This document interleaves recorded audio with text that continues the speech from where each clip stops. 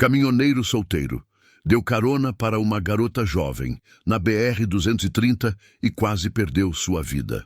Capítulo 1. A estrada que não perdoa. Se eu tivesse ignorado aquela garota parada no acostamento da BR-230, eu teria seguido viagem normalmente. Teria dormido naquela noite. Teria chegado ao destino e não teria ficado a poucos minutos da morte. Mas bastou um gesto de bondade para eu quase não sair vivo daquela estrada. Meu nome é Ronaldo. Tenho 47 anos e dirijo caminhão há mais de 20. Sou solteiro. Sempre fui. Nunca casei, nunca tive filhos, nunca construí nada que pudesse chamar de lar. Minha casa sempre foi a cabine desse Scania velho, com o painel riscado e o retrovisor meio torto. Minha companhia, o ronco constante do motor e o silêncio pesado das madrugadas na estrada. Quem vive assim aprende cedo que solidão e liberdade andam juntas e que a estrada não perdoa descuido. Naquele dia de setembro, o calor era insuportável. O tipo de calor seco do interior da Paraíba que gruda na pele e não solta. Saí de João Pessoa de madrugada carregado com eletrônicos, notebooks, tablets, celulares. Carga valiosa, carga que chama atenção, carga que te obriga a ficar esperto o tempo todo. Eu conhecia os riscos, já tinha ouvido histórias demais de caminhoneiros assaltados, caminhões roubados, cargas desviadas. Por isso evitava paradas desnecessárias. Não parava em qualquer posto. Não dava carona para desconhecidos. Não baixava a guarda. A BR-230 cortava o sertão paraibano como uma cicatriz. De um lado, caatinga ressecada. Do outro, terra rachada pelo sol. Poucas casas, poucos carros. O asfalto tremia com o calor, criando aquelas ondas que parecem água no horizonte, mas nunca estão ali quando você chega perto. Eram quase 2 da tarde quando a vi. Uma garota jovem, devia ter uns 20 e poucos anos. Estava parada no acostamento, sozinha, com uma mochila pequena aos pés. Braço estendido, pedindo carona. Cabelo preso num rabo de cavalo desfeito. Blusa clara, calça jeans. Nada chamativo. Nada suspeito, mas aquilo não era comum. Mulher jovem, sozinha, naquele trecho isolado, no meio do nada. Meu pé hesitou no acelerador. A parte racional do meu cérebro gritava para seguir em frente. Não era meu problema. Eu tinha uma carga valiosa, tinha prazos, tinha responsabilidades e, acima de tudo, tinha aprendido a não confiar fácil demais. Mas tem outra coisa que a estrada ensina, que a gente nunca sabe quando vai ser a gente precisando de ajuda. Reduzi a velocidade, o caminhão roncou mais baixo, vi pelo retrovisor a poeira subindo atrás de mim. A garota olhou na minha direção esperançosa. Parei alguns metros à frente, ainda meio indeciso. Ela correu até a lateral do caminhão. Quando chegou perto, sorriu. Um sorriso grande, aliviado, quase infantil, ofegante. Apoiou a mão na porta. Obrigada, obrigada mesmo, disse entre respirações curtas. Tô aqui faz mais de 1 hora, ninguém para. Abri a janela só o suficiente para ouvir melhor. Para onde você vai? Perguntei seco. Para Patos, ou qualquer cidade maior. Preciso muito sair daqui. A voz dela era calma, educada. Tinha um jeito de falar que não combinava com o desespero que as palavras sugeriam. Olhei bem para o rosto dela. Não vi medo, não vi pânico. Vi apenas expectativa. Tá fugindo de alguma coisa? Perguntei direto. Ela deu uma risada sem graça. De uma família que não me entende. Nada demais, só preciso recomeçar. Silêncio. Meus dedos tamborilaram no volante. Eu sabia que aquilo podia ser besteira.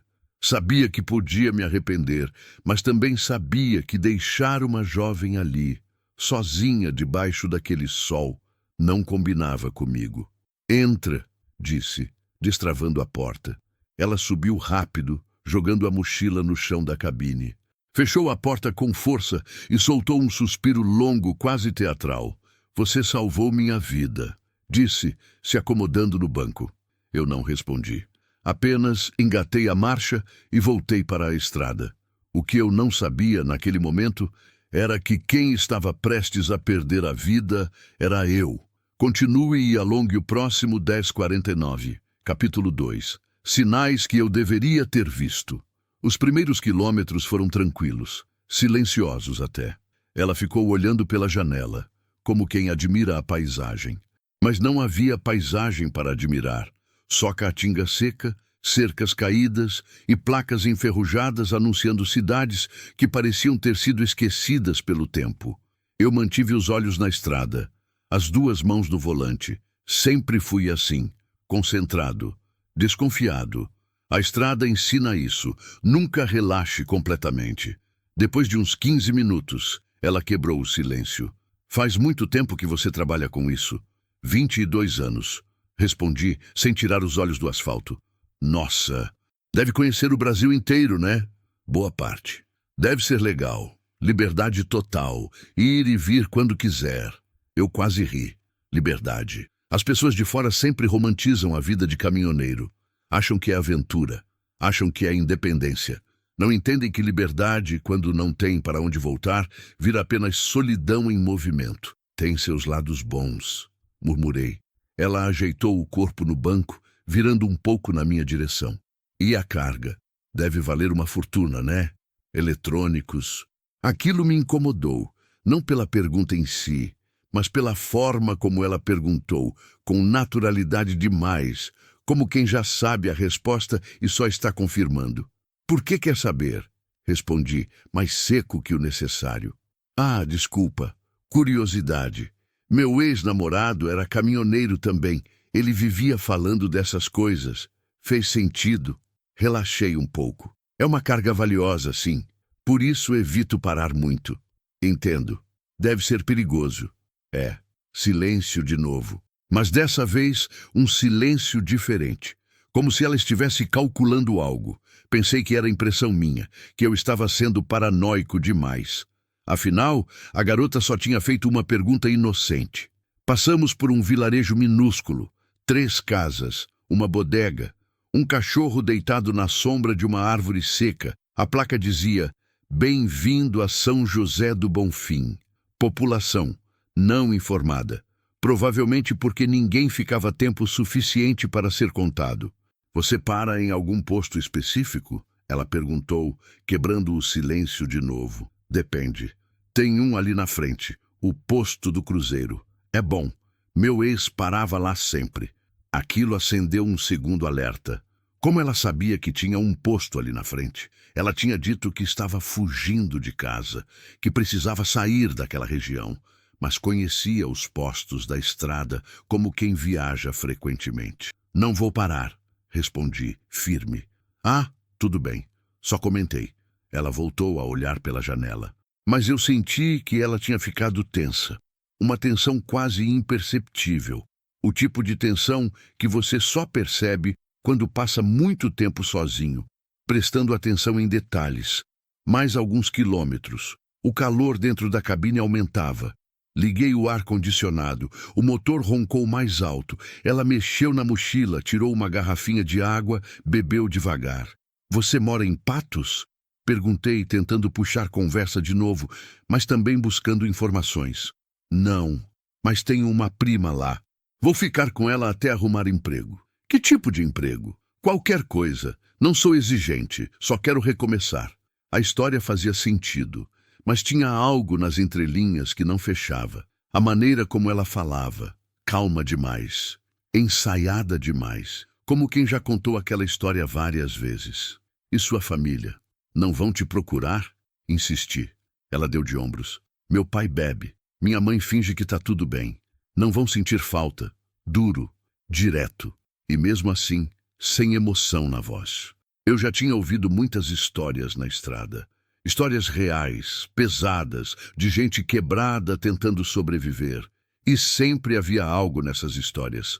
Dor verdadeira, mágoa na voz, silêncios carregados. Mas na voz dela não havia nada disso. Havia apenas informação. Passamos pelo posto do cruzeiro que ela tinha mencionado. Grande, bem iluminado, com vários caminhões estacionados. Ela olhou para o posto com atenção. Virou a cabeça enquanto passávamos. Percebi que ela anotou mentalmente o quilômetro. Tem certeza que não quer parar? Ela perguntou, quase casual. Tenho. Tudo bem. Mas não estava tudo bem. Eu sentia isso. Ela começou a fazer mais perguntas. Sobre rotas, sobre horários, sobre meu itinerário. Perguntava onde eu ia dormir, se costumava parar em hotéis ou dormia na boleia, se eu viajava sempre sozinho, se tinha família esperando em algum lugar. No começo respondi, depois comecei a mentir. Disse que tinha esposa, que ela sempre sabia onde eu estava, que a empresa rastreava o caminhão em tempo real. Ela apenas sorriu. Deve ser bom ter alguém esperando, disse com um tom estranho, quase irônico. Olhei de relance para ela. Pela primeira vez, nossos olhares se cruzaram de verdade, e o que eu vi naqueles olhos me gelou por dentro. Não era vulnerabilidade, não era gratidão, era cálculo, frio, metódico, profissional. Voltei os olhos para a estrada, mas minha mão apertou o volante com mais força. O suor começou a escorrer pela minha nuca. Não era só o calor, era medo, um medo que eu não sentia há muito tempo. Você tá bem? Ela perguntou, percebendo minha mudança. Tô. Parece tenso. Estrada cansa. Ela assentiu, mas não tirou os olhos de mim. Passamos por mais um trecho deserto. Nenhum carro à vista, nenhuma casa, nenhum sinal de vida. Só nós dois, o caminhão e o ronco ensurdecedor do motor. Foi quando ela disse algo que mudou tudo. Sabe, Ronaldo? Ela falou meu nome, mesmo eu nunca tendo dito. Acho que a gente precisa conversar sobre uma coisa importante. Meu coração disparou. Como você sabe meu nome? Ela sorriu. Mas não era o sorriso doce de antes. Era um sorriso diferente, frio, quase cruel. Eu sei muita coisa sobre você. Sei que você transporta eletrônicos. Sei a rota que você faz. Sei que você está sozinho. Sei que sua empresa demora a responder emergências. Sei até quanto vale essa carga. Pisei no freio instintivamente. O caminhão derrapou um pouco antes de parar completamente no acostamento. Poeira subiu ao redor. Meu coração martelava no peito. Quem é você? Perguntei, a voz saindo rouca. Ela se ajeitou no banco, completamente relaxada. Tirou o elástico do cabelo, deixando-o cair solto sobre os ombros. Cruzou as pernas. Pegou a garrafa de água de novo e bebeu lentamente, sem pressa. Meu nome não importa, disse calmamente. O que importa é que você tomou a decisão certa parando para mim. Porque agora a gente vai fazer um acordo. Que tipo de acordo? Ela inclinou a cabeça, analisando minha reação. O tipo de acordo onde todo mundo ganha. Você, eu e as pessoas que estão esperando essa carga. Que pessoas? Pessoas que pagam muito bem por cargas como essa. E que pagam ainda melhor por caminhoneiros espertos. Caminhoneiros que entendem que honestidade, às vezes, é só outro nome para pobreza. Minha boca secou. Tentei pensar rápido. Pensar em como sair daquela situação. Mas minha mente estava em branco, travada pelo medo. Eu não vou entregar carga nenhuma, consegui dizer, embora minha voz tremesse. Ela riu. Uma risada baixa, quase maternal. Você ainda não entendeu, Ronaldo. Você não tem escolha. E então, ela abriu a mochila. E tudo o que eu achava que sabia sobre aquela situação desmoronou completamente. Continue e alongue o próximo 10 do 51, capítulo 3. A armadilha se fecha. Ela tirou da mochila um tablet. Não era um tablet qualquer. Era novo, caro, profissional. O tipo de equipamento que gente comum não carrega numa mochila velha pedindo carona na beira da estrada. Ligou o aparelho com movimentos precisos. A tela acendeu, iluminando o rosto dela com um brilho azulado. Ela deslizou o dedo algumas vezes, abrindo pastas, arquivos, então virou a tela na minha direção. Olha isso com atenção, disse. A voz ainda calma, mas agora com um tom de autoridade que não estava lá antes. Meus olhos percorreram a tela. Documentos, assinaturas, contratos de transporte com minha identificação, comprovantes de depósitos bancários, em meu nome, valores altos, transações que eu nunca tinha feito. Meu estômago revirou. Isso Isso não sou eu, murmurei, a voz falhando.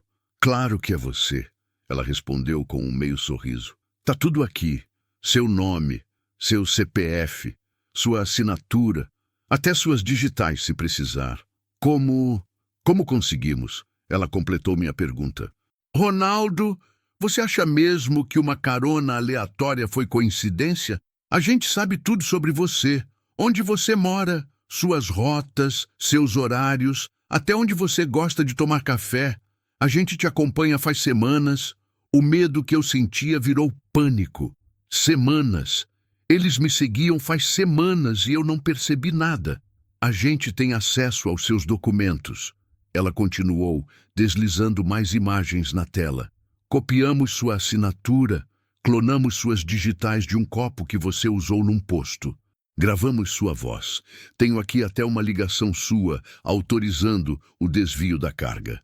Ela tocou na tela. Uma gravação começou a tocar. Era minha voz, clara, nítida, inconfundível, dizendo coisas que eu jamais diria, autorizando entregas em endereços falsos, confirmando valores, aceitando propinas. Isso é falso, gritei, sentindo o desespero tomar conta. Claro que é falso, ela disse, desligando a gravação. Mas ninguém vai saber disso. Inteligência artificial, Ronaldo. Maravilhosa, não é? A gente só precisa de alguns segundos da sua voz e consegue fazer você dizer qualquer coisa. Completamente indistinguível da realidade. Ela guardou o tablet de volta na mochila, calmamente, como quem acabou de mostrar fotos de férias. Agora vou te explicar como isso funciona, disse, ajeitando o cabelo atrás da orelha. Você tem duas opções. A primeira, você colabora. Leva essa carga até o ponto que eu vou te indicar. Entrega certinho. Ganha uma grana boa. 40 mil reais, limpos, sem rastro, e segue sua vida como se nada tivesse acontecido. Ela fez uma pausa, deixando a proposta no ar. A segunda opção, continuou, e agora sua voz ficou mais grave, mais ameaçadora. É você tentar ser herói. Tentar me denunciar, tentar fugir. E aí, Ronaldo, aí a gente usa tudo isso aqui. A polícia vai bater na sua porta. Vão te mostrar os documentos, as gravações, os depósitos, e você vai ser preso.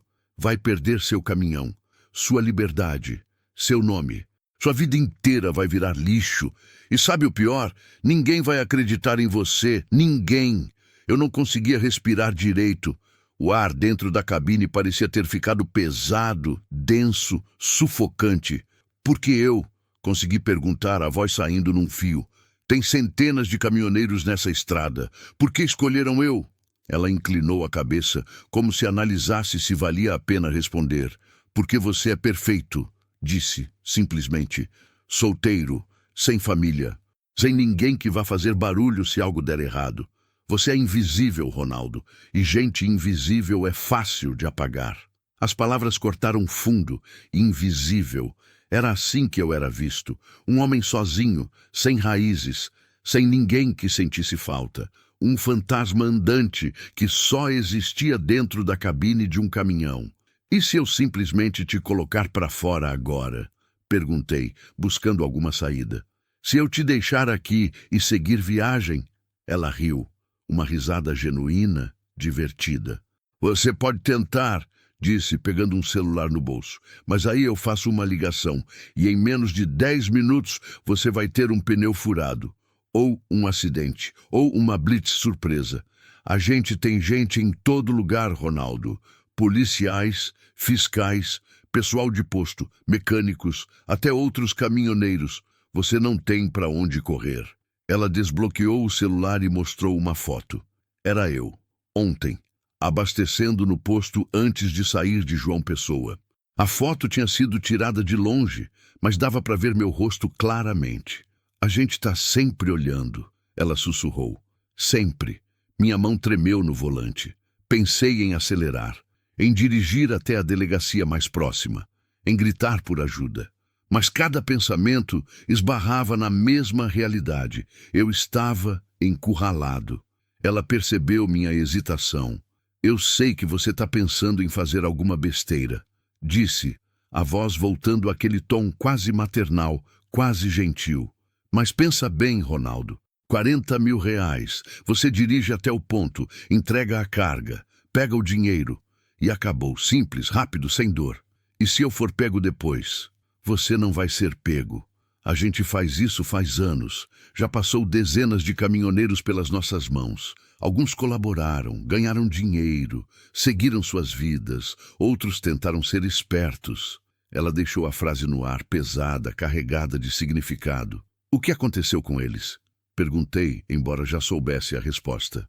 Acidentes, disse ela com frieza. A estrada é perigosa, freios que falham, pneus que estouram, caminhões que saem da pista. Coisas assim acontecem todo dia. Triste, né? Ela não estava blefando. Eu sabia disso. Podia sentir na voz dela, na forma como falava. Aquilo não era teatro. Não era intimidação vazia. Aquela mulher tinha feito aquilo antes, várias vezes. Quanto tempo eu tenho para decidir? Perguntei, ganhando tempo. Você já decidiu. Ela respondeu sorrindo. Hã?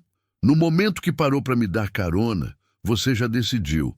Agora é só seguir o roteiro. Ela mexeu no celular de novo e mostrou um endereço. Daqui a 50 quilômetros, você vai sair da BR-230. Vai entrar numa estrada de terra à direita. Segue por mais 20 quilômetros até uma antiga fábrica abandonada. Lá tem gente esperando. Você estaciona, eles descarregam, te pagam e você volta para a estrada. 3 horas no máximo e 40 mil reais mais rico. E se a empresa rastrear o caminhão? Tentei argumentar. Eles vão rastrear, ela admitiu. Mas a gente tem alguém lá dentro. Alguém que vai reportar uma falha no sistema de rastreamento bem na hora certa. Quando perceberem que algo está errado, você já vai estar de volta na estrada, com uma desculpa pronta sobre ter parado por um problema mecânico. Tudo cronometrado, tudo planejado. Cada palavra dela era uma porta se fechando. Cada explicação, uma parede se erguendo ao meu redor. Eu estava sendo empurrado para um corredor sem saída. O silêncio voltou a dominar a cabine. Lá fora, a paisagem continuava passando. Indiferente, alheia. A estrada não se importava com o que acontecia dentro dos veículos que a percorriam. Ela apenas existia, quilômetro após quilômetro, levando pessoas aos seus destinos, ou às suas armadilhas. Olhei para o retrovisor. A estrada vazia atrás de mim. Olhei para frente. A estrada vazia à frente. E ao meu lado, uma mulher que tinha transformado minha cabine numa prisão. Então, ela perguntou, a voz suave, quase amigável. Vamos fazer isso do jeito fácil ou do jeito difícil? Minha garganta estava seca. Meu coração batia descompassado. Minha mente corria, buscando alguma saída, alguma brecha, alguma forma de reverter aquilo. Mas não havia. Eu estava completamente sozinho, numa estrada deserta, com uma criminosa profissional ao meu lado e uma escolha impossível pela frente. Perder minha liberdade tentando resistir, ou perder minha honra aceitando o acordo. Preciso pensar, murmurei. Não tenho que pensar, ela respondeu firme. Daqui a 40 quilômetros você vai ver uma placa indicando a saída. Você vai entrar naquela estrada. Ou vai entrar por vontade própria, levando 40 mil reais. Ou vai entrar porque vamos te obrigar. E aí você não leva nada além de uma bala na cabeça. A escolha é sua. E naquele momento entendi uma coisa terrível. Eu não ia morrer como vítima. Se eu morresse ali, seria como criminoso, como bandido, como alguém que ninguém sentiria falta. Engatei a marcha. O caminhão voltou à vida, roncando baixo. Voltei para a estrada, as rodas girando no asfalto quente, levando-me cada vez mais perto daquela saída, daquela decisão, daquele momento em que eu deixaria de ser quem sempre fui. E ela, sentada ao meu lado, apenas sorriu, porque sabia que já tinha vencido. Continue e alongue o próximo 10:53, capítulo 4. O peso do silêncio. Os próximos quilômetros foram os mais longos da minha vida. Cada placa que passava era uma contagem regressiva. Cada curva da estrada me aproximava mais daquele ponto sem volta. Minha mente trabalhava freneticamente, buscando saídas, calculando possibilidades, mas sempre esbarrando na mesma conclusão. Eu estava encurralado. Ela não falava mais nada. Apenas observava a estrada com uma tranquilidade perturbadora. De vez em quando checava o celular, digitava algo, recebia respostas, uma rede inteira funcionando ao redor daquela operação. E eu, no centro, como uma peça que não tinha escolha a não ser se mover. Tentei pensar em Deus. Fazia anos que eu não rezava de verdade. A estrada tinha me tirado isso também. Mas naquele momento, com o suor escorrendo pelas costas e o coração batendo descompassado, eu queria acreditar que alguém estava vendo, que alguém poderia intervir. 15 quilômetros, ela disse, quebrando o silêncio. Olhei para o painel. O velocímetro marcava 80 quilômetros por hora. Muito devagar para quem estava acostumado a engolir estradas. Mas eu não conseguia acelerar. Cada segundo ganhava era mais um segundo para pensar, para encontrar uma saída que eu sabia que não existia. Você tem família? Perguntei de repente. Não sei por que perguntei. Talvez para humanizá-la. Talvez para encontrar alguma fresta de consciência nela. Ela me olhou de lado, surpreendida pela pergunta. Por que quer saber? Só curiosidade. Você sabe tudo sobre mim. Eu não sei nada sobre você. Ela ficou em silêncio por um momento, como se avaliasse se valia a pena responder. Já tive, disse finalmente a voz mais baixa. Uma filha, pequena, linda. Passado. Ela falou no passado. O que aconteceu? A vida aconteceu, respondeu, seca, e me ensinou que bondade não paga conta, que honestidade não coloca comida na mesa, que o mundo não tem pena de quem joga pelas regras. Então, você decidiu quebrar as regras. Eu decidi sobreviver. Havia algo na voz dela, uma mágoa antiga, uma ferida que nunca tinha cicatrizado direito.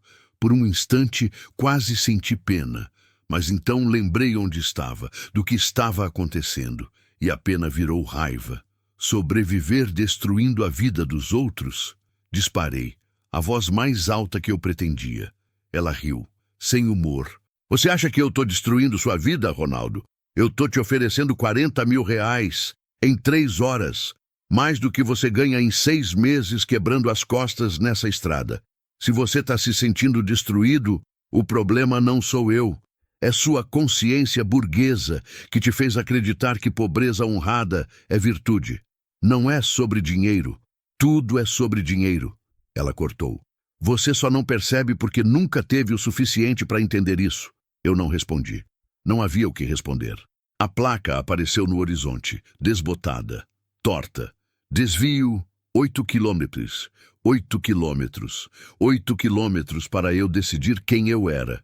Se eu ainda acreditava em alguma coisa, se 22 anos na estrada tinham me tornado apenas um sobrevivente, ou se ainda restava algo de humano em mim.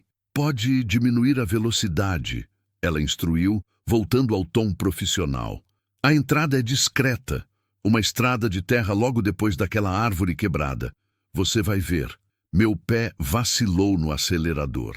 E foi nesse momento que vi um carro da polícia, parado no acostamento, à sombra de uma grande árvore, 2 policiais do lado de fora conversando, tomando água, uma viatura comum, uma parada de rotina. Meu coração disparou. Uma chance, talvez a única chance.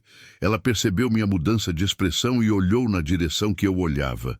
Viu a viatura e então me olhou de volta com um sorriso frio. Nem pense nisso, disse. Baixo, ameaçador. Eles podem me ajudar. Eles vão te prender, ela corrigiu. Eu mostro os documentos, as gravações, os depósitos, e você vira criminoso na hora. Além disso, ela fez uma pausa. Não sabe se eles não trabalham com a gente. Aquilo me congelou. Você tá blefando. Tô? Ela inclinou a cabeça. Quer arriscar? Quer descobrir se aqueles policiais são honestos ou se eles vão te colocar dentro do caminhão e te levar direto para o matadouro? Passamos pela viatura, devagar, meus olhos grudados nos policiais. Um deles olhou na nossa direção, acenou, um aceno casual de colega de estrada para caminhoneiro. Eu não acenei de volta. Minha mão suava no volante. Minha chance tinha passado, ou talvez nunca tivesse existido. Boa decisão, ela disse, relaxando de novo no banco.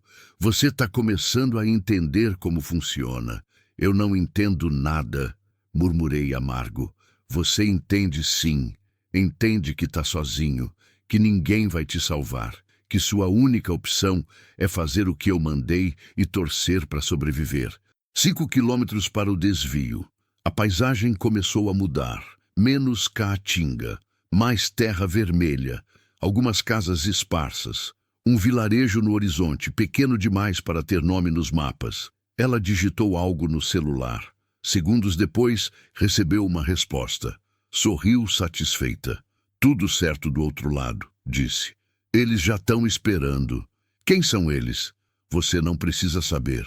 Menos você souber, melhor para você.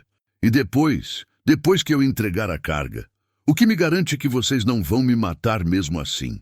Ela me olhou como se a pergunta fosse idiota. Nada, respondeu honesta. Você não tem garantia nenhuma. Mas pensa bem, para que matar você? Você colaborou. Você é útil. A gente pode precisar de você de novo.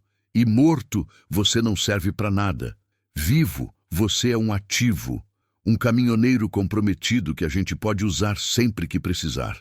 A frieza com que ela falava me revirava o estômago. Eu nunca mais vou fazer isso. Todo mundo diz isso na primeira vez, ela disse, com um sorriso cansado. Mas quando bate os 40 mil na conta, quando você vê que nada de ruim aconteceu, quando percebe que pode ter essa grana de novo, você muda de ideia. Sempre mudam. Eu não sou como vocês. Ainda não, ela concordou. Mas vai ser. 3 meses, 6 no máximo. E você vai estar ligando pra gente, perguntando se tem trabalho. Sempre acontece assim. 3 quilômetros. Minha respiração estava curta, irregular. As mãos suavam tanto que o volante estava escorregadio. Pensei na minha vida, nos 22 anos rodando por esse país, nas noites sozinho, nos amanheceres sem sentido, na solidão que tinha virado minha única companheira. Pensei em todas as vezes que eu podia ter feito diferente, podia ter procurado alguém, construído algo, sido alguém que importasse, mas eu tinha escolhido a estrada, e agora a estrada estava me cobrando o preço. 1 quilômetro, ela anunciou, endireitando-se no banco. Vi a árvore quebrada, exatamente como ela tinha descrito. E logo depois, quase invisível, a entrada da estrada de terra. Entra ali, ela ordenou apontando. Meu pé hesitou no freio. Tudo em mim gritava para não fazer aquilo, para acelerar, para fugir, para gritar, para fazer qualquer coisa menos entrar naquela estrada. Mas meu corpo não obedecia. O medo tinha me paralisado. Ronaldo, ela disse, a voz baixa, quase gentil. Eu sei que você está com medo, eu entendo. Mas você precisa confiar em mim agora. Faz o que eu estou mandando. Entrega a carga. Pega o dinheiro. E essa noite você vai dormir na sua cama. Vivo, rico e livre. Eu prometo. Promessas de uma criminosa. Mas eram as únicas promessas que eu tinha. Virei o volante. O caminhão saiu do asfalto e entrou na terra batida. A poeira subiu ao redor, envolvendo-nos numa nuvem marrom. O motor roncou diferente, mais baixo, mais pesado. Como se até ele soubesse que estávamos indo para o lugar errado. Isso, ela sussurrou, quase maternal. Continua. Só mais 20 quilômetros. 20 quilômetros que pareciam uma eternidade. 20 quilômetros até o fim de tudo que eu conhecia. 20 quilômetros até eu descobrir se ainda haveria um Ronaldo depois daquilo. Ou se o homem que entrasse naquela fábrica abandonada nunca mais sairia de lá. Não importava se meu corpo sobrevivesse. Eu sabia, no fundo, que uma parte de mim já estava morrendo, e ela, sentada ao meu lado, apenas observava. Calma, profissional, como quem já tinha feito aquilo dezenas de vezes, e sempre tinha vencido. Continue e alongue o próximo 10, o 55, capítulo 5. A estrada sem volta. A estrada de terra era pior do que eu imaginava. esburacada, estreita, ladeada por vegetação seca que arranhava as laterais do caminhão a cada curva. Galhos quebradiços estalavam contra a carroceria, criando um som sinistro que ecoava dentro da cabine. O caminhão balançava violentamente, subindo e descendo em buracos fundos que me obrigavam a reduzir ainda mais a velocidade. 20 quilômetros naquelas condições levariam pelo menos 40 minutos. 40 minutos de agonia. 40 minutos para pensar no que estava prestes a acontecer. Ela permanecia em silêncio agora, mas um silêncio diferente, atenta. Os olhos percorrendo a paisagem, buscando referências. De vez em quando checava o celular, confirmando a rota. Estava no modo operacional. Cada gesto calculado, cada movimento com propósito. Eu tentava controlar a respiração, inspirar fundo, expirar devagar. Mas o ar parecia não chegar aos pulmões. O suor escorria pelo meu rosto, ardendo nos olhos. Limpei com as costas da mão, mas logo voltava. Calma, ela disse sem tirar os olhos da estrada. Você está muito tenso. Relaxa. Como você quer que eu relaxe? Pensando no dinheiro, respondeu simples. 40 mil reais, Ronaldo. Pensa no que você pode fazer com isso. Uma reforma na sua casa, um carro novo, umas férias de verdade, talvez até conhecer alguém. Recomeçar. Eu não tenho casa, murmurei. Moro num quarto alugado, não tenho carro, não tiro férias faz 5 anos. Ela me olhou e pela primeira vez vi algo parecido com pena nos olhos dela. Então, é ainda mais importante, disse, a voz mais suave. Esse dinheiro pode mudar sua vida, de verdade. Você não precisa viver assim para sempre. Vivendo assim é melhor do que virar criminoso. Criminoso? Ela riu sem humor. Ronaldo, você acha que os donos da empresa que você trabalha são santos? Você acha que todo mundo que tem dinheiro nesse país ganhou honestamente? O mundo não funciona assim. Nunca funcionou. Os ricos roubam milhões e chamam de negócio. A gente rouba migalhas e chamam de crime. A diferença é só o sobrenome e a conta bancária. Eu queria discordar, queria argumentar, mas uma parte de mim sabia que ela não estava completamente errada. Eu tinha visto muita coisa na estrada. Empresas que sonegavam impostos, patrões que não pagavam direitos. Gente rica pisando em gente pobre e ainda sendo aplaudida por isso. Mas isso não justificava o que eu estava fazendo. Nada justificava. Passamos por uma construção abandonada, paredes caídas, teto desabado, mato crescendo por entre os escombros, um lugar esquecido, como tantos outros nesse país continental, onde o progresso chega em alguns lugares e outros ficam para trás, apodrecendo ao sol. Quanto falta? Perguntei, a garganta seca. Uns 12 quilômetros, ela respondeu, checando o GPS do celular. Metade do caminho para o inferno. O sol começava a descer no horizonte. Não era tarde ainda, mas a luz já tinha aquele tom alaranjado do fim de tarde. Sombras longas se estendiam pela estrada. Em algumas horas seria noite. E eu sabia que se algo desse errado, se aquelas pessoas decidissem que eu era um problema, meu corpo seria encontrado dias depois. Talvez semanas, talvez nunca. Mais um caminhoneiro desaparecido, mais uma estatística, mais um invisível que sumiu sem deixar rastro. Posso te fazer uma pergunta? Disse, mais para quebrar o silêncio do que por real curiosidade. Pode. Você tem remorso de fazer isso com as pessoas? Ela ficou em silêncio por um longo momento, tanto tempo que achei que não fosse responder. Mas então ela suspirou, um suspiro cansado, de quem carregava algo pesado por muito tempo. No começo eu tinha, admitiu a voz baixa.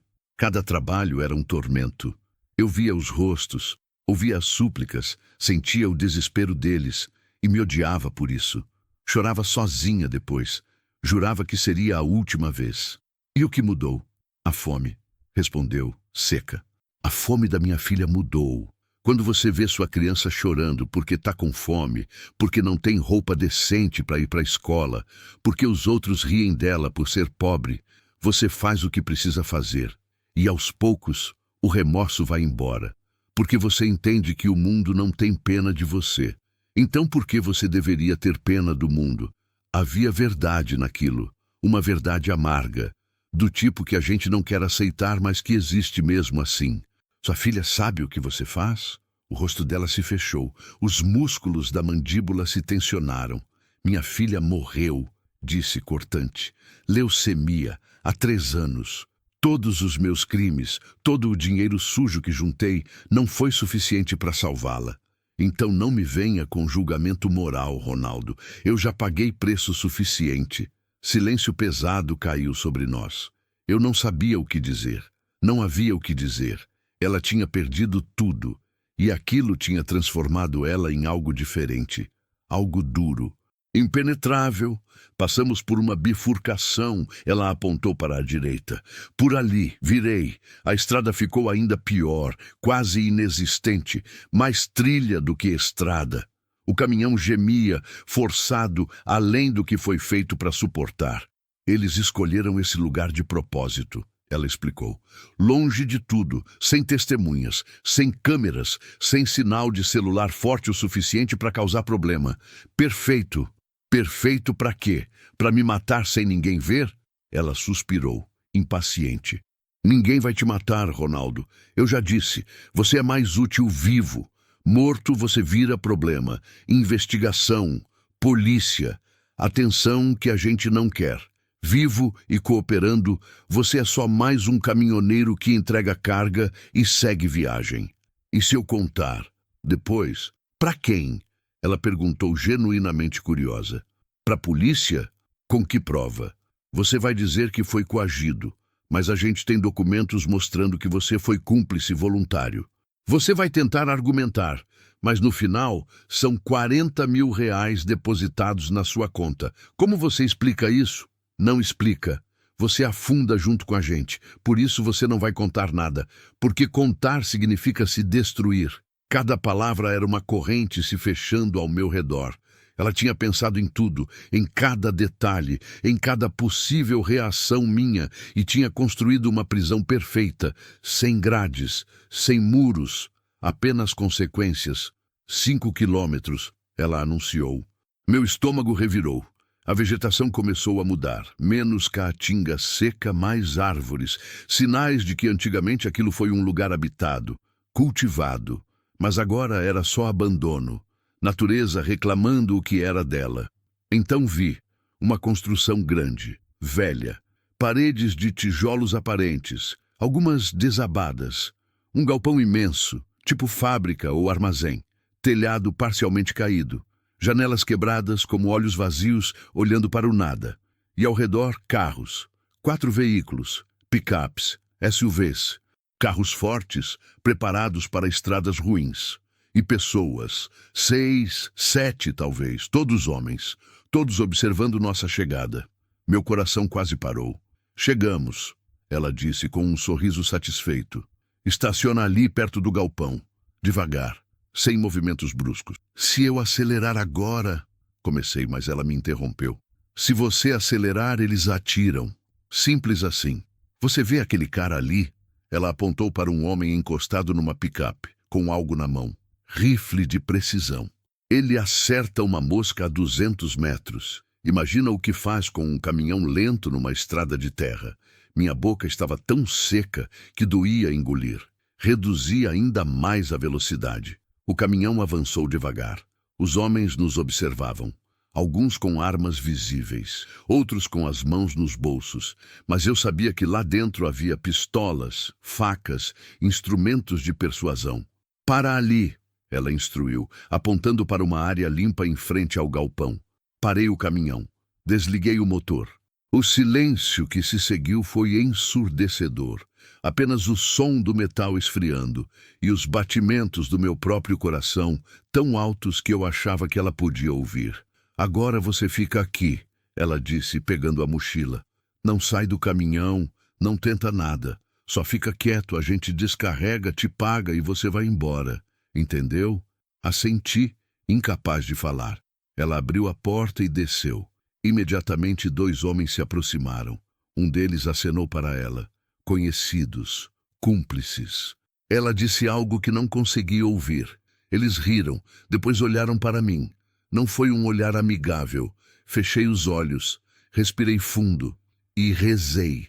Rezei como não rezava faz anos. Rezei para que aquilo terminasse logo.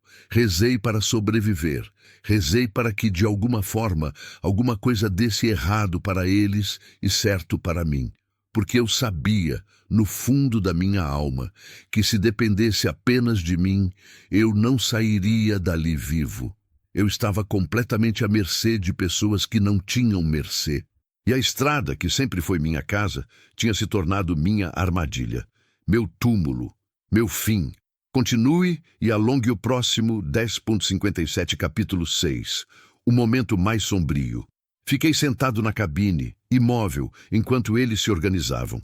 Meus olhos percorriam cada movimento, cada gesto, tentando entender o que estava acontecendo, tentando encontrar alguma brecha, alguma oportunidade, mas não havia. Eles trabalhavam com precisão militar. 4 homens se posicionaram na traseira do caminhão. 2 ficaram de guarda, rifles em punho, olhando para as entradas da estrada.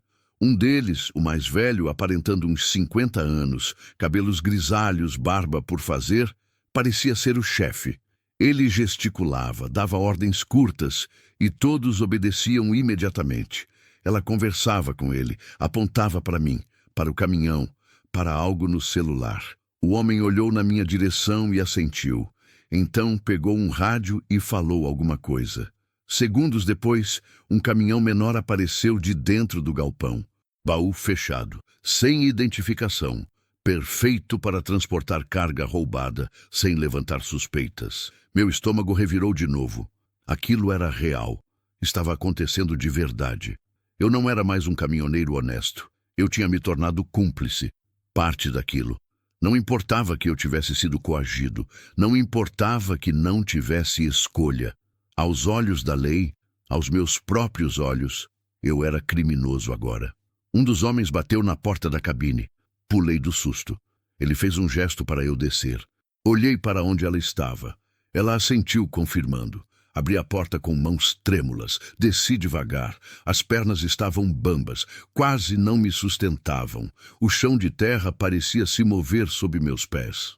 Chave da carroceria, o homem disse, estendendo a mão. Entreguei sem questionar. Ele foi até a traseira. Destravou. Abriu as portas. E lá estava. A carga. Dezenas de caixas com eletrônicos. Notebooks de última geração. Tablets. Smartphones. Facilmente uns 2 milhões de reais em mercadoria. Um dos homens soltou um assobio baixo. Bonito, murmurou. Muito bonito. Eles começaram a transferir as caixas. Rápido, eficiente. Uma corrente humana movendo mercadoria de um caminhão para outro. Em menos de 15 minutos, metade da carga já tinha sido transferida. O homem mais velho se aproximou de mim. Parou a poucos centímetros. Eu podia sentir o cheiro de cigarro e suor nele. Seus olhos eram duros, frios, olhos de quem já tinha visto e feito coisas terríveis. Primeira vez? Perguntou a voz rouca. Assenti. Tá nervoso? Não era pergunta. Era constatação. Tô, admiti. Não adiantava fingir. É normal, ele disse acendendo um cigarro. Todo mundo fica nervoso na primeira vez. Mas você fez a escolha certa. A escolha inteligente. Sabe por quê? Não respondi. Porque os que não fazem a escolha inteligente... Ele deu uma tragada longa. Não tem segunda chance. Ele apontou com o cigarro para um canto do terreno. Havia algo lá, coberto por lona velha. Não consegui ver direito, mas a forma era inconfundível. Um corpo, ou o que sobrou de um. Senti a bile subir pela garganta. Esse aí tentou ser herói. O homem continuou calmamente.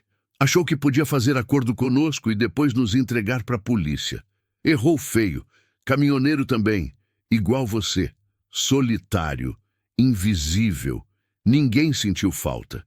Ninguém procurou. Só mais um desaparecido nas estatísticas. Minhas pernas quase cederam.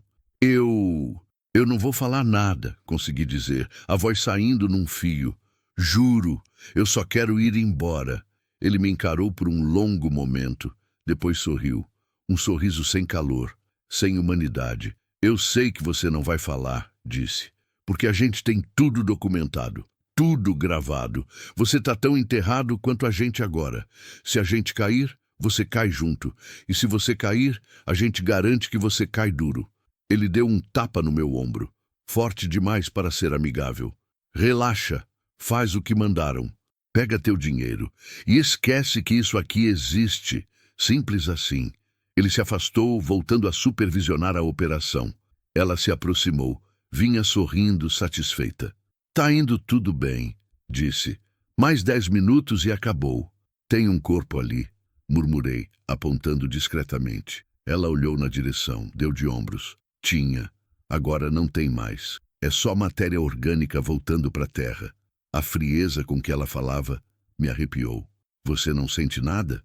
Sinto, respondeu, honesta. Sinto alívio de não ser eu embaixo daquela lona. Sinto satisfação de estar do lado que ganha. E sinto cansaço de gente que acha que o mundo deveria ser justo quando nunca foi. Você não era assim, arrisquei. Antes da sua filha, você não era assim.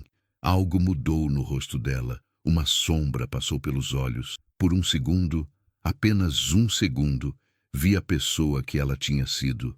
Alguém que amava, alguém que sentia, alguém humano. Mas a máscara voltou rápido. Não, concordou, a voz baixa. Eu não era, mas aquela pessoa morreu junto com ela. O que sobrou é isso aqui.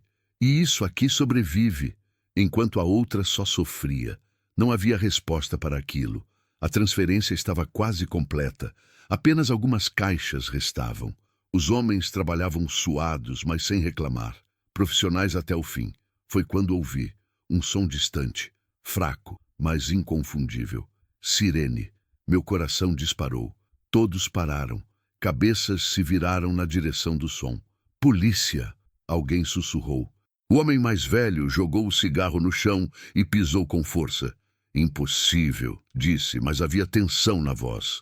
Ninguém sabe desse lugar. O som ficou mais alto, mais próximo. Não era uma viatura. Eram várias. Os homens entraram em pânico. Correram para os carros, pegaram armas, gritavam ordens uns para os outros. Ela me agarrou pelo braço, as unhas cravando na minha pele. Você fez alguma coisa? Sibilou, o rosto a centímetros do meu. Você acionou algum alerta? Não! Eu juro! Eu não fiz nada! Mas então me lembrei. O rastreador. Todo caminhão da empresa tinha rastreador. E quando eu saí da rota programada, quando entrei naquela estrada de terra, o sistema deve ter acionado o protocolo de emergência. Eles sabiam onde eu estava. E tinham chamado a polícia. O rastreador, murmurei. Eles rastrearam o caminhão. O rosto dela ficou lívido. Você disse que tinha desligado isso? Eu não disse nada, você que assumiu. Ela me soltou e correu até o homem mais velho. Falaram rápido, nervosos. Ele olhou para mim com ódio puro. Pegou uma pistola e veio na minha direção. Você nos entregou, disse levantando a arma. Eu não fiz nada, gritei recuando. Eu não sabia, eu juro. Não importa. Você vira testemunha agora, e testemunha morta não testemunha. Ele destravou a arma, apontou para minha cabeça. Fechei os olhos. Esperei o tiro, esperei o fim. Mas o que veio foi diferente. Foi o som de pneus derrapando, de portas se abrindo, de vozes gritando.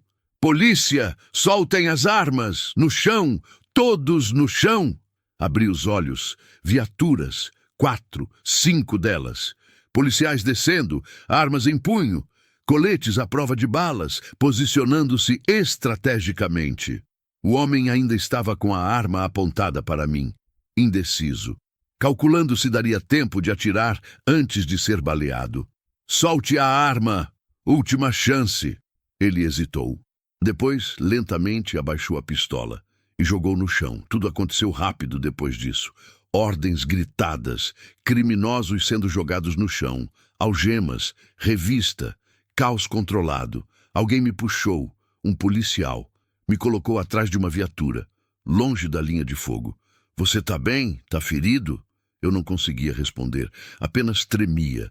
Todo o meu corpo tremia descontroladamente. Olhei para onde ela estava, no chão, mãos na cabeça, algemas sendo colocadas. Ela me olhou de volta. E naquele olhar não havia raiva, havia apenas resignação, como quem sempre soube que esse dia chegaria e que quando chegasse seria o fim. Mas ao contrário do que eu pensava, do que eu temia, aquele não foi meu fim, foi meu recomeço. Eu tinha sobrevivido. Contra todas as probabilidades, eu tinha sobrevivido. Continue e alongue o próximo 10:59. Capítulo 7. Depois do inferno. As horas seguintes foram um borrão. Depoimentos, perguntas, mais perguntas. Policiais me olhando com desconfiança, tentando entender se eu era vítima ou cúmplice. Eu repetia a mesma história, vezes e vezes, até minha própria voz soar estranha nos meus ouvidos. Me levaram para a delegacia de Patos. Uma sala pequena, quente, com uma mesa velha e 2 cadeiras desconfortáveis. Um ventilador de teto que mal funcionava, apenas empurrando o ar quente de um lado para outro. Fiquei ali por horas, sozinho, esperando. A cada vez que a porta se abria, meu coração disparava. Achava que iam me prender, que tinham descoberto algo, que aqueles documentos falsos, aquelas gravações, aqueles depósitos bancários tinham sido encontrados e agora eu seria considerado culpado. Mas não. Um delegado entrou, homem de uns 50 anos, barriga proeminente, bigode grisalho, olhos cansados de quem já tinha visto demais. Sentou-se na minha frente com um suspiro pesado. Ronaldo, disse, abrindo uma pasta. Vou ser direto com você. A situação é complicada. Meu estômago revirou. Complicada como? Encontramos documentos, registros bancários, gravações de áudio, tudo indicando que você estava envolvido com o esquema. Mas eu já expliquei. Eles forjaram tudo. Eu fui coagido. Ele levantou a mão, me interrompendo. Eu sei, e eu acredito em você. Aquelas palavras me tiraram um peso das costas que eu nem sabia que estava carregando. Acredita? A mulher confessou. Ele explicou, folheando papéis. Nome dela é Márcia Ferreira, líder de uma quadrilha especializada em roubo de cargas.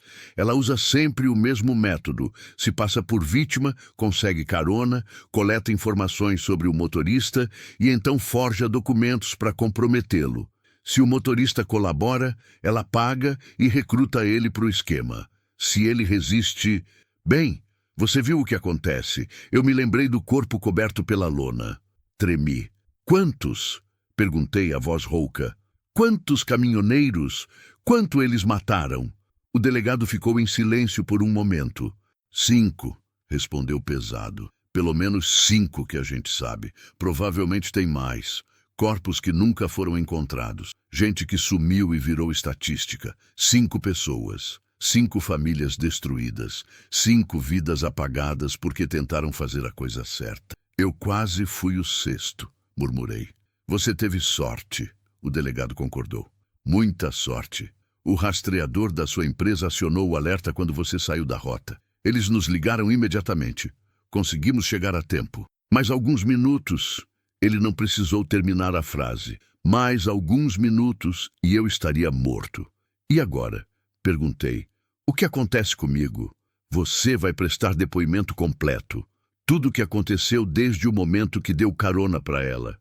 Depois, você está livre para ir. Não há acusação contra você. Você foi vítima de coação. Isso está claro. Livre. A palavra soou estranha. Porque mesmo livre, eu não me sentia livre. Sentia-me marcado, mudado, como se algo dentro de mim tivesse sido quebrado e nunca mais pudesse ser consertado completamente. E ela? E os outros? Vão para a cadeia. Por muito tempo.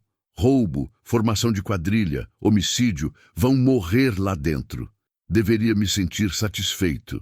Sentir que justiça tinha sido feita.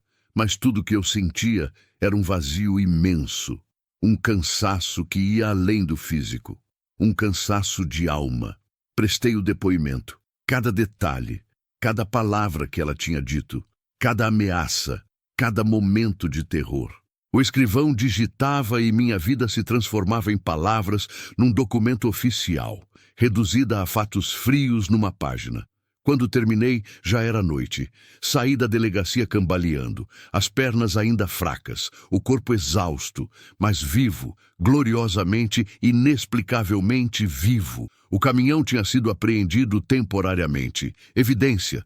Precisariam fazer perícia, tirar fotos, catalogar tudo. A empresa mandaria outro motorista buscá-lo em alguns dias. Me deram dinheiro para um hotel. Um lugar simples, barato, mas que para mim, naquela noite, parecia um palácio. Um quarto pequeno, com uma cama, um banheiro, uma televisão velha. Mas era meu, e estava seguro. Tomei banho. Deixei a água quente cair sobre mim por tempo indeterminado, lavando o suor, o medo, a sujeira, tentando lavar também as memórias. Mas essas não saíam. Essas tinham se grudado na minha pele, na minha mente, na minha alma. Deitei na cama. O colchão era duro, o travesseiro fino, mas meu corpo afundou nele como se fosse a coisa mais confortável do mundo. Fechei os olhos e chorei. Chorei como não chorava desde criança. Soluços profundos que me sacudiam inteiro, lágrimas que não paravam, liberando tudo o que tinha segurado durante aquelas horas intermináveis de terror.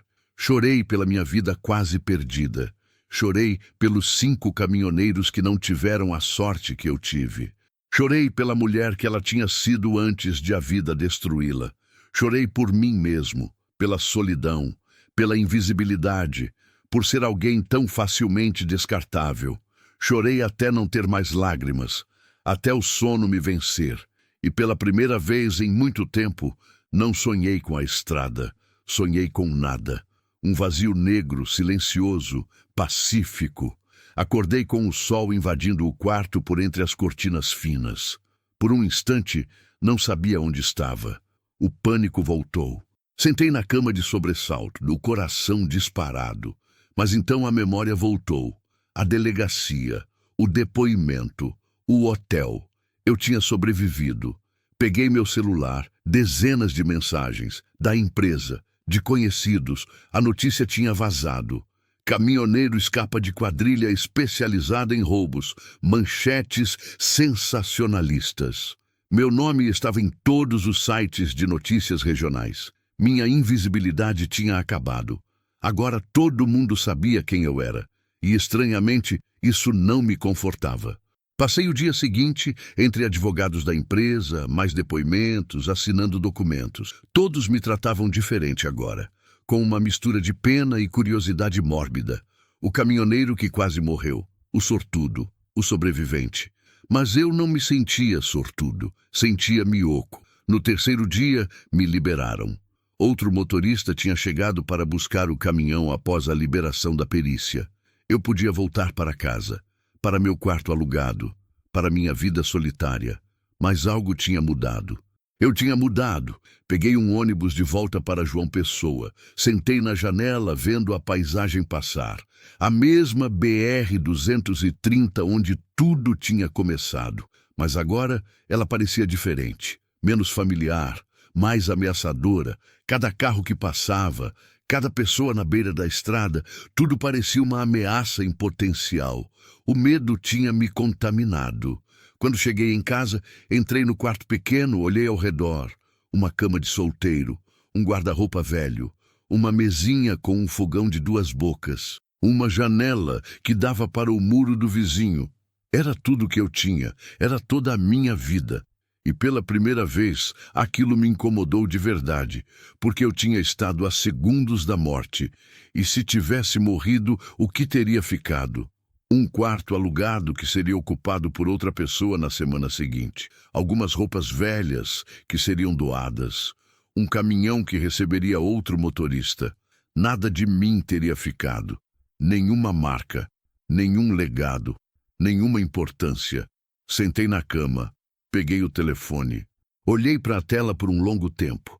Havia uma decisão a ser tomada. Continuar como estava, voltar para a estrada, fingir que nada tinha acontecido, enterrar o trauma e seguir em frente como sempre fiz. Ou mudar, de verdade, fazer algo diferente com o tempo que me restava, com essa segunda chance que o destino, Deus ou o acaso tinha me dado. Não sabia o quê, não sabia como, mas sabia que não podia continuar sendo invisível. Não depois de ter olhado a morte nos olhos. Não depois de ter entendido o quão frágil e precioso era estar vivo. O telefone tocou. Número desconhecido. Atendi. Ronaldo, uma voz feminina. Aqui é da assessoria jurídica da empresa. Precisamos conversar sobre a sua situação. Minha situação? Sim, sobre o seu retorno ao trabalho e sobre... Bem, seria melhor conversarmos pessoalmente. Pode vir até o escritório amanhã? Posso. Desliguei. Olhei pela janela. O céu estava limpo, algumas nuvens brancas, pássaros voando. E pela primeira vez em muito tempo, senti algo que não sentia fazia anos. Não era felicidade, não era paz, mas era algo próximo da esperança. A esperança de que, talvez, apenas talvez, o pior já tivesse passado. E o que viesse a seguir, por mais incerto que fosse, seria meu, seria vida.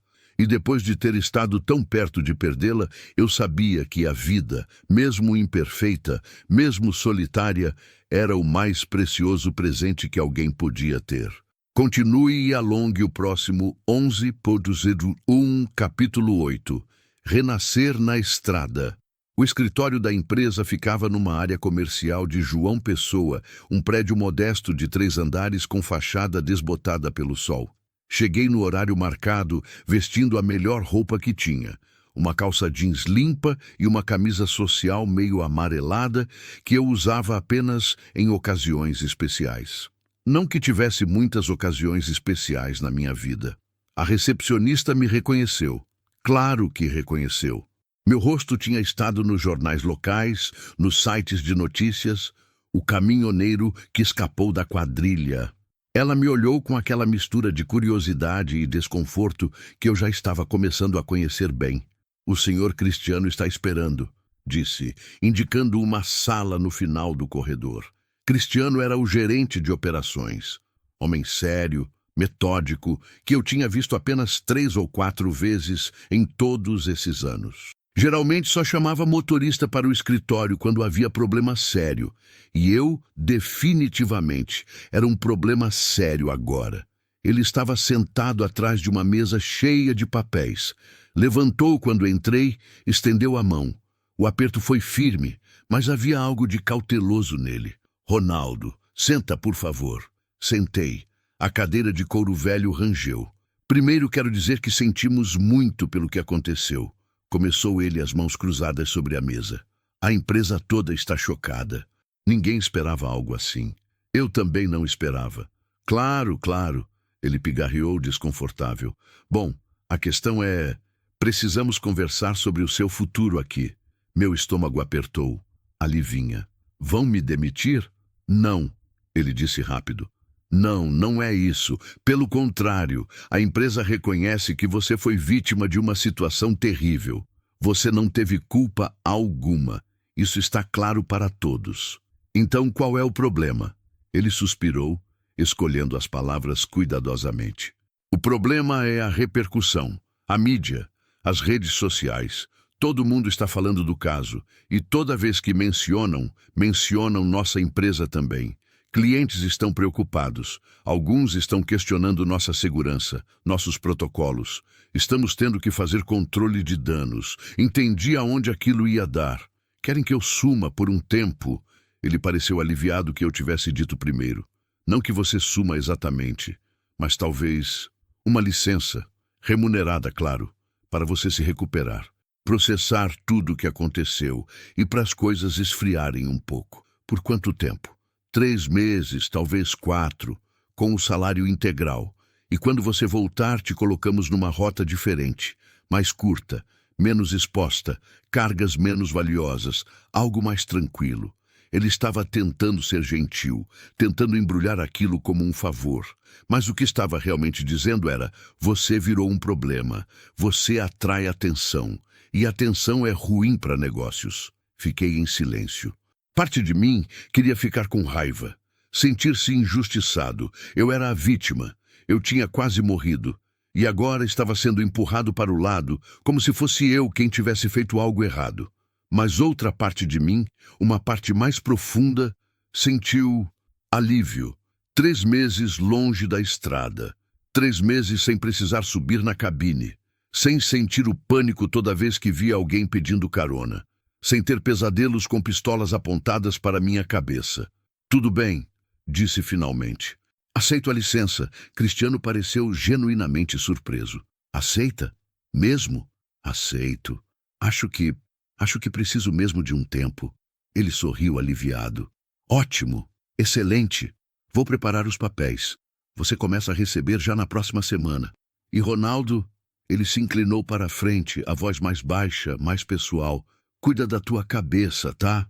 Procura ajuda se precisar. Psicólogo, essas coisas. A empresa pode até ajudar com isso.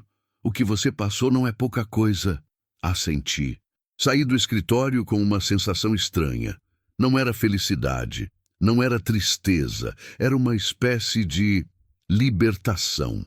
Como se tivessem tirado um peso que eu nem sabia que estava carregando. Os primeiros dias da licença foram estranhos. Acordar sem ter para onde ir, sem rota planejada, sem horário a cumprir. A liberdade era desorientadora. Por anos, minha vida tinha sido regida pela estrada. Acordar cedo, dirigir, parar para comer, dirigir mais, dormir, repetir. Agora havia apenas tempo. Tempo demais. Passei os primeiros 3 dias praticamente sem sair do quarto, assistindo televisão, comendo comida de delivery, tentando não pensar. Mas os pensamentos vinham mesmo assim, principalmente à noite. Imagens do que tinha acontecido. A pistola apontada para mim, o corpo coberto pela lona, a voz dela, fria e calculista. No 4º dia, não aguentei mais. Precisava sair, fazer algo, qualquer coisa. Saí para caminhar sem destino. As ruas de João Pessoa estavam cheias. Gente indo e vindo, vivendo suas vidas normais. Eu me sentia deslocado no meio deles, como se fosse um fantasma observando um mundo ao qual não pertencia mais. Passei por uma praça. Havia um grupo de idosos jogando dominó debaixo de uma árvore. Crianças correndo, gritando, rindo. Um vendedor ambulante oferecendo picolés, cenas simples, cotidianas, mas que para mim pareciam surreais. Como se eu tivesse esquecido que vida também podia ser isso. Simples, pacífica. Comum. Sentei num banco, apenas observando. Foi quando ela apareceu. Uma mulher de uns 40 anos, cabelos escuros presos num coque, vestido florido simples, carregando sacolas de feira. Ela tropeçou na calçada irregular e uma das sacolas caiu, laranjas rolando para todos os lados. Instintivamente levantei. Ajudei a juntar as laranjas. Ela sorriu, agradecida.